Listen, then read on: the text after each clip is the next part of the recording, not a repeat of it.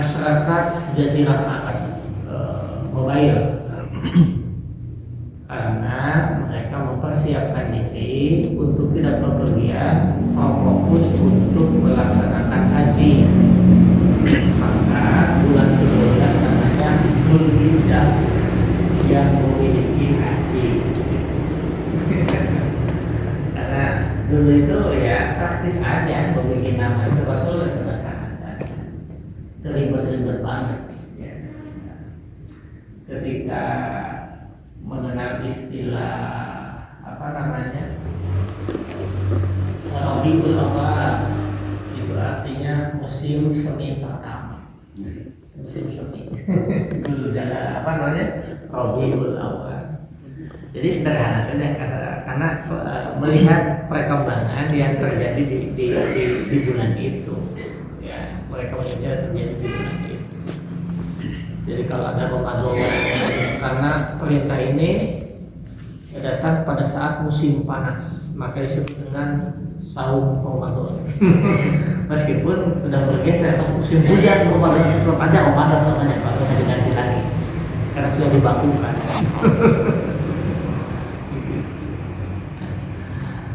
Zulqa'dah ini pertama salah satu di antara bulan yang dimuliakan, yang dikukuhkan dalam Quran surah At-Taubah ayat 36.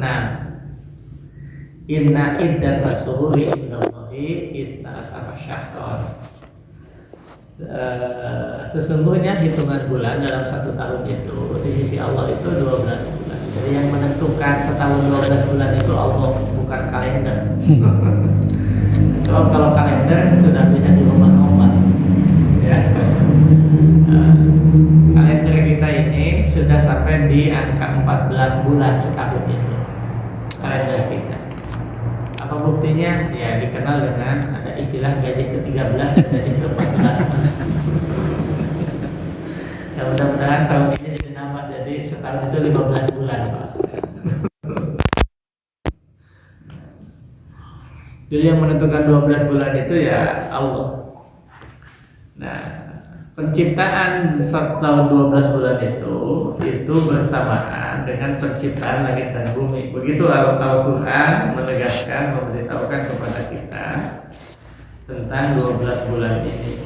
Kemudian Allah Subhanahu wa taala memberitahukan kepada kita kapan diciptakannya bulan itu, yauma khalaqas samawati wal ardh. Nah, lalu penjelasannya minha arba'atun hurum. Sebagian dari 12 itu ada bulan yang dimuliakan. Hurumatun. Haram itu bukan berarti dilarang, maknanya asal-asalnya adalah yang dihormati. Maka kalau kita mengenal hari ini hormat, berat itu bahasa Arab. Itu bahasa Arab. Seperti silahkan, itu juga bahasa Arab. Dari atas silah, sholat, sholawat, wasilah, gitu. Itu yang menyambungkan. Jadi silahkan masuk, nah itu udah pakai bahasa Arab. Silahkan itu bahasa Arab. Bahasa Indonesia yang berasal dari bahasa Melayu sering dijelaskan oleh sebagian para ahli bahwa 90%-nya bahasa Indonesia itu bahasa Arab. Ya. Ada yang jadi heran kalau kenapa jadi ngewak ke Arab lah. Padahal kita ibadah juga di tanah Arab.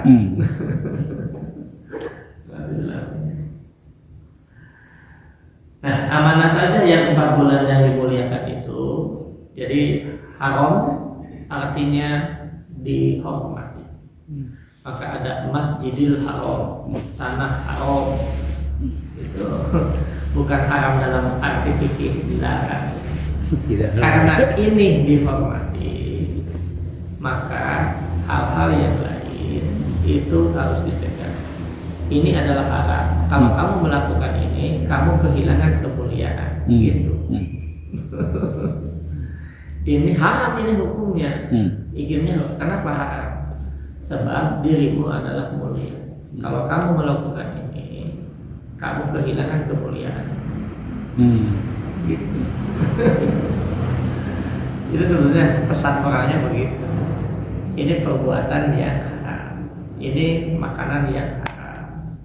Artinya makanan ini kalau engkau makan maka kamu akan kehilangan dirimu, kemuliaan dirimu, begitu ya. Nah, 3 bulan berurutan, 1 bulan dipisahkan, begitu Nabi menjelaskan. Sehingga ayat Quran ini, maka nanti hadis berfungsi sebagai tafsir terhadap Al-Quran. Nah, tafsir-tafsir yang menggunakan pendekatan ini dinamakan tafsir bil maksur. Di antara kelompok tafsir bil maksur yang sangat populer, 1 Ibnu Katsir, itu pendekatan bil maksur. Jadi penjelasan ayat dengan ayat, penjelasan ayat Al-Quran dengan al-hadis as-sunnah, itu namanya tafsir bil maksur. Nah, yang menjelaskan bahwa 4 bulan yang dimuliakan itu 3 bulan berurutan, 1 bulan terpisah. Itu Nabi yang menjelaskannya, ya, menjelaskannya itu Nabi. Kemudian tafsir berikutnya yang genrenya bil maksur itu adalah Ad-Durrul Mansur, karya Imam As-Suyuti, Jalaluddin As-Suyuti. Ya. Nah, ada dua corak tafsir, ada bil maksur, ada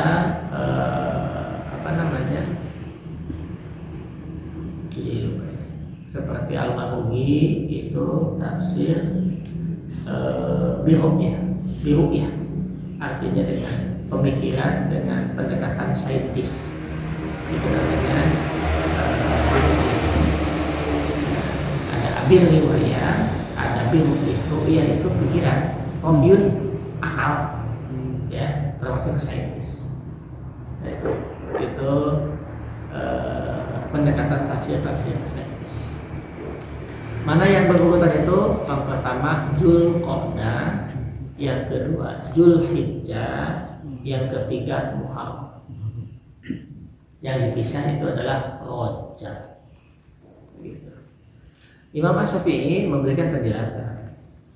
Karena Dzulqa'dah termasuk bulan yang dimuliakan, maka kebaikan, amal soleh, kebaikan pada bulan ini pahalanya dilipat ganda. Dan ingat, karena ini bulan haram dan dimuliakan, maka kemaksiatan pun dosanya dilipat ganda.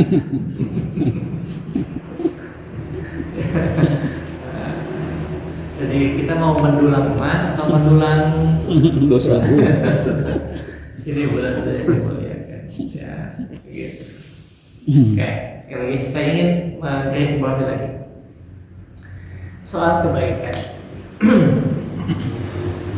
Kebaikan ini disebut dalam istilah Al-Quran itu dengan sedikitnya ada 5, ya.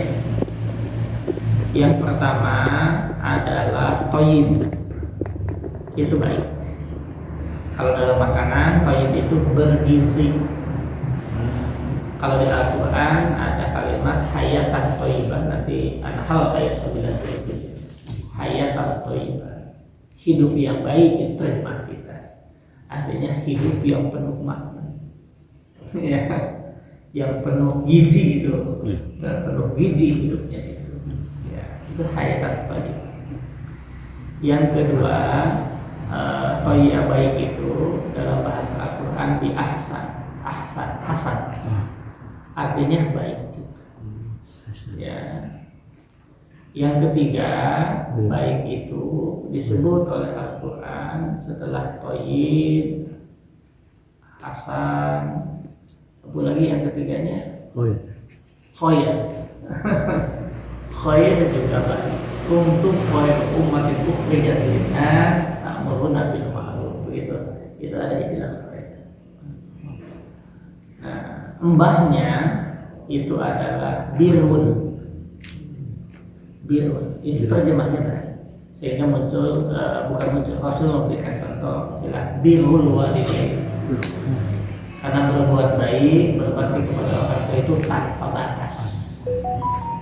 Awal juz keempat ayat 92 surah Al-Imran menggunakan kata ini.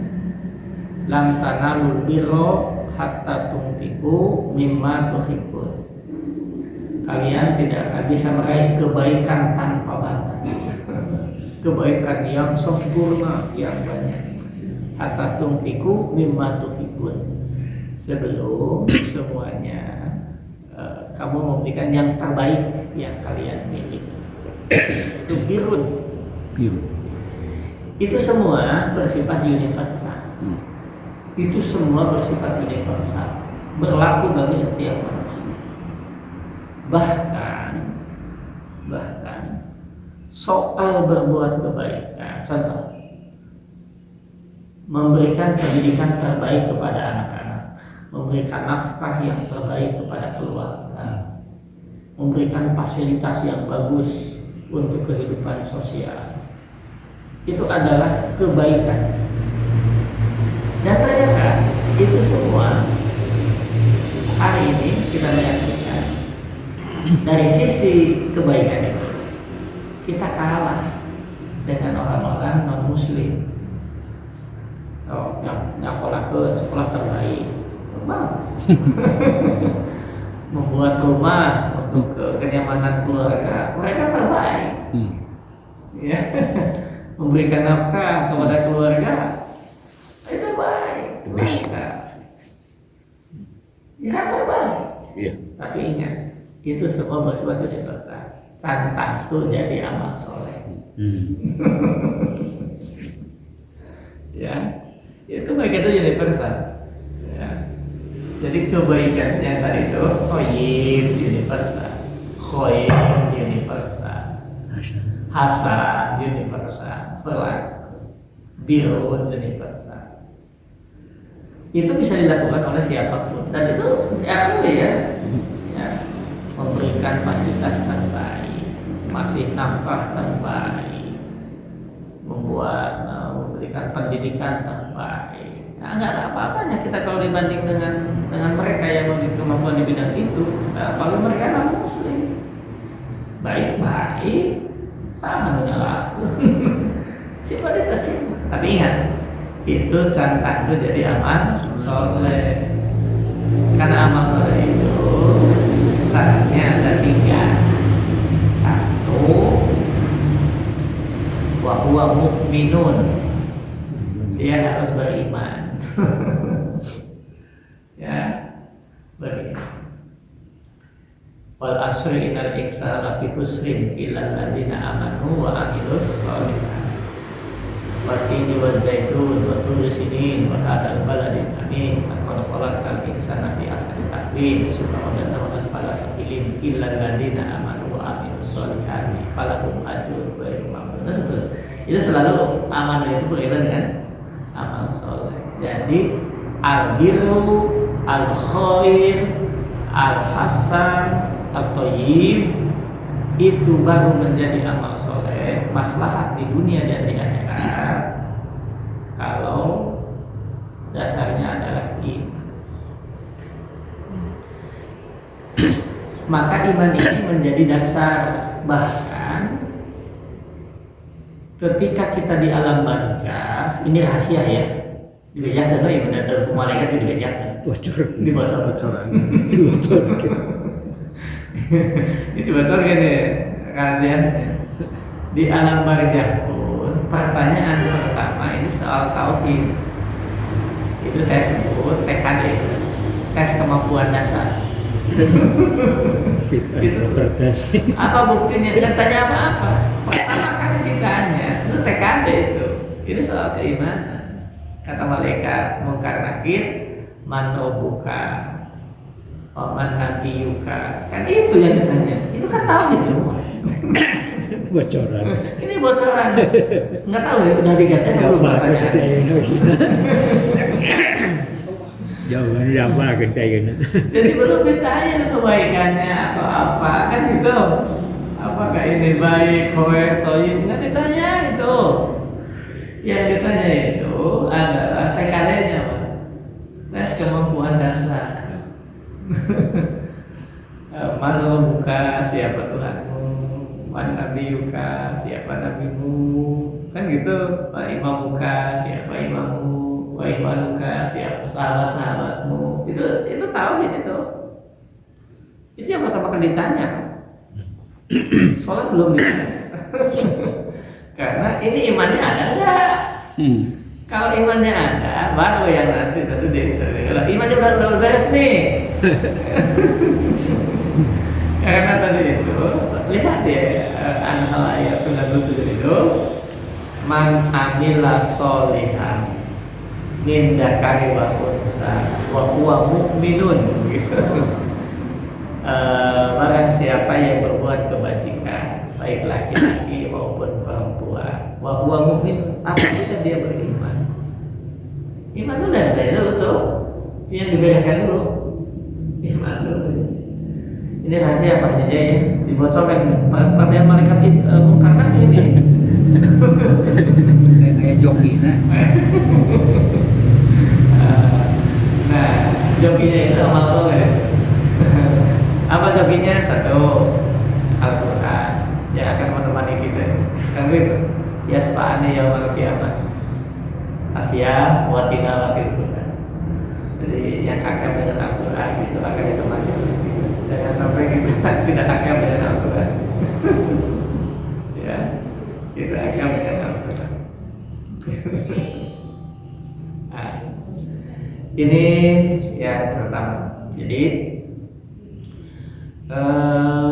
Ustaz, ya. yang barusan itu Pak, hal itu bahwa ditekankan bahwa laki-laki dan perempuan mendapat pahala yang sama. Padahal kan perempuan itu udah dijamin bahwa dia masuk surga gitu kan dengan itu. Bagaimana bisa? Ini bahasanya ini. Man amila sholihan. Barang siapa yang beramal, mengerjakan amalan yang maslahat. Sholih itu artinya maslahat. Yeah. Maka supaya maslahat ada islah. Itu satu kata dari kata islah. Sholah islah. Asli karena doa dalam doa. Siapapun yang mengerjakannya, baik laki-laki maupun perempuan, yang menjadi ukuran bukan transgendernya, bukan statusnya, tapi kualitas iman. Ya. Nanti ada korelasinya, lihat di Quran surah Al-Hujurat. Quran surat Al-Hujurat itu ayat 14. Surah ke-49 kalau salah. Yeah. Quran surah Al-Hujurat ayat 49. Innakum darat kopi. Ya. 49. Ya. A'udzu billahi minasyaitonir rajim. Bismillah. Surah ke-49 ayat 14. Ayat 13. Jadi kan yang kita sampaikan, Al-Quran itu seringkali memaparkan tentang realitas sosial. Ini realitasnya. Lalu Quran memberikan panduan bagaimana cara kita mensikapi realitas itu. Ya. Jadi Al-Quran ngasih tahu tentang realitas sosial. Ya, itu ayatnya kan begitu. Realitas sosial begini. Nah, tugas kita adalah mensikapi sikap kita terhadap realitas sosial. Apa realitasnya? Ya ayuhan nas, wahai manusia. Nah, ini maka menggunakan kata anas. Bukan orang yang beriman, mukmin bukan. Ayuhan nas, wahai manusia. Berarti Inna khalaqnakum, sesungguhnya kami telah menciptakan kalian min dzakari wal unsa, dari jenis laki-laki dan jenis perempuan. Bukan hanya laki-laki perempuan saja yang diciptakan. Realitasnya wa ja'alnakum syu'uban. Allah juga menciptakan kalian berbangsa-bangsa wa qabaila, bersuku